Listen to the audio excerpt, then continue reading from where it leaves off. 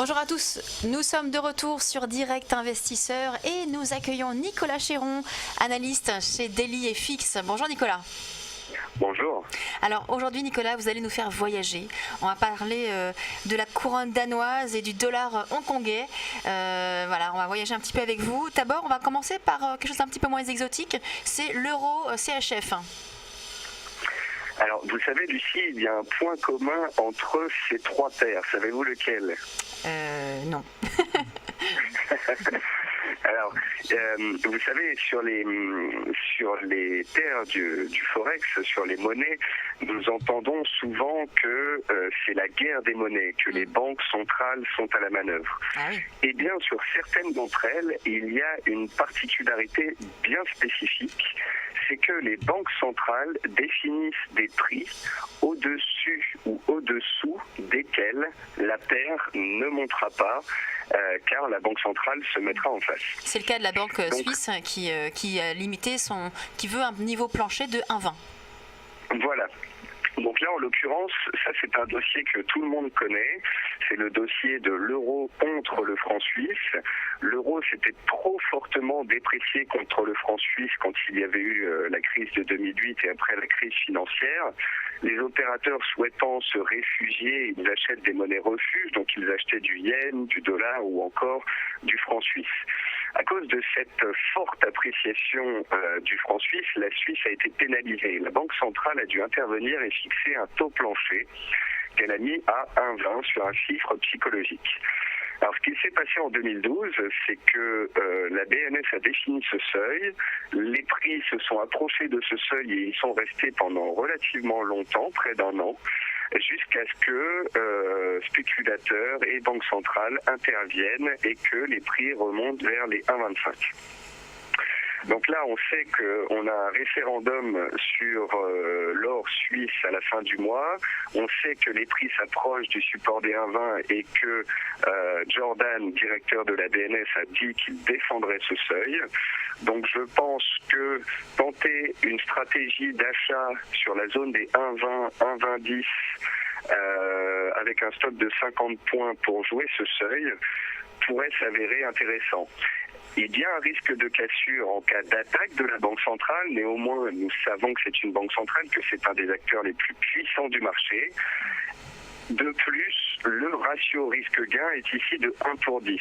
C'est-à-dire que si on achète à 1,2010 avec un stock de 50 points, on peut viser 1,25, soit un gain de 500 points. Donc le risque est de 1 dixième, ce qui est très intéressant. Donc concrètement, vous dites quoi? Là qu'on peut donc se positionner maintenant et jouer le rebond du titre? Oui, je pense que l'euro CHF devrait rebondir car la Banque centrale suisse est puissante. Elle a dit qu'elle défendrait ce seuil. Je pense donc que si les cours s'approchent trop de ce seuil, mécaniquement, cette dernière interviendra sur le marché pour faire repartir les cours à la hausse. Alors il y a une autre paire maintenant qu'on va donc voir avec vous, c'est l'euro face à la couronne danoise. Alors en fait, ça fait 50 ans que les Danois parlent, à plusieurs périodes, ils ont parlé de rentrer dans l'euro, mais ils ne l'ont jamais fait. Ils ont préféré rester en dehors avec leur monnaie forte qui est la couronne danoise.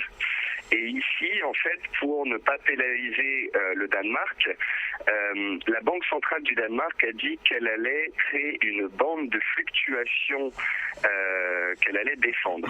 Et donc, je vous ai envoyé un graphique des cours de l'euro DKK depuis 1998, me semble-t-il. Donc sur les 16 dernières années... Non, 2007. On voit jusqu'à 2007. Ah, d'accord, c'est celui-là que je vous ai envoyé. Donc en fait, cette bande de fluctuation, Lucie, elle est respectée depuis 1998 et même avant. Mais en gros, depuis la création de l'euro, cette paire fluctue entre 7,4250, 7,43 pour le support, et 7,4650, 7,47 pour la résistance. Donc en fait, il y a 6 mois, on était arrivé à proximité de la zone haute et j'avais invité les gens à jouer la baisse de l'euro contre la couronne danoise. Là, inversement, si les cours se rapprochaient de la zone des 7,42,50, 7,43, je pense qu'il y aurait un coup à jouer, car, comme d'habitude, depuis 15 ans, la couronne danoise pourrait être vendue par le Danemark, et donc l'euro DKK pourrait grimper. Alors justement Nicolas, quand on regarde d'un peu plus près le graphique que vous nous avez envoyé, on voit qu'effectivement les cours récemment se sont approchés de ce niveau des 7,43 puisqu'on a fait 7,43,40 à peu près et ils sont remontés assez fortement d'ailleurs. On voit qu'il y a une mèche sur la dernière bougie. Est-ce que vous ne pensez pas que c'est déjà trop tard, qu'on va repartir vers la hausse là, ou vous pensez qu'on pourrait rebaisser ? Je pense qu'on peut rebaisser parce qu'en fait c'est une paire qui parfois est violente et volatile, mais la chose la plus importante dans les stratégies de PEG, parce qu'en fait un prix fixé par une banque centrale c'est un PEG, PEG, quand on joue des stratégies de banque centrale, il faut attendre le bon prix. Le bon prix sur cette paire, c'est 7,43. Ça veut dire, si on va à 7,43, on achète. Si on ne va pas à 7,43, on n'achète pas. Tout comme sur l'euro CHF, on achète à 1,20,05 ou 1,20,10, très proche du seuil, et on n'achète pas des 1,20,40. Il ne faut pas stresser. Une banque centrale n'intervient que quand elle est forcée. Donc elle n'intervient que quand les cours mettent en danger le support.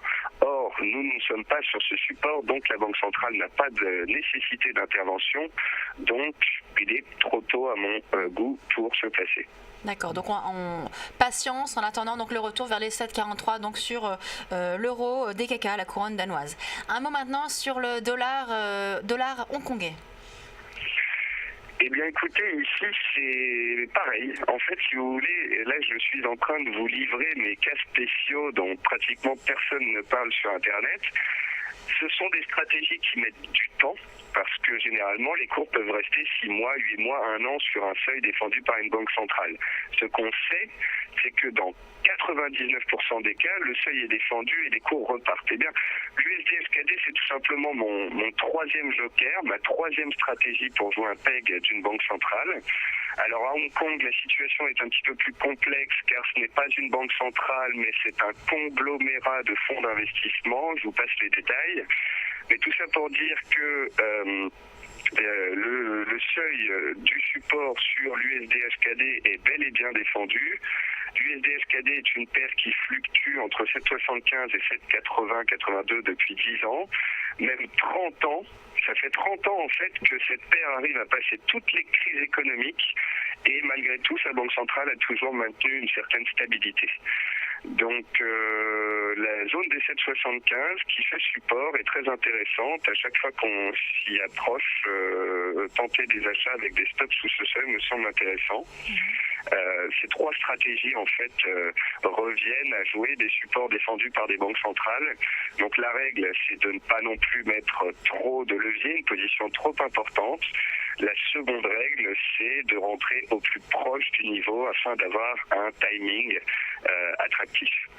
Merci beaucoup Nicolas Chéron pour ces éléments et donc ces trois paires qui ont donc cette thématique commune d'avoir leur banque centrale qui vont donc défendre leur monnaie et on peut donc jouer l'arrivée donc sur les niveaux de support pour jouer les rebonds donc de ces trois paires là. Merci beaucoup Nicolas Chéron. Merci Nicolas. Merci bien. Au revoir. Au revoir. On va marquer une très courte pause et on se retrouve tout de suite pour notre prochain intervenant de Direct Investisseur. À tout de suite.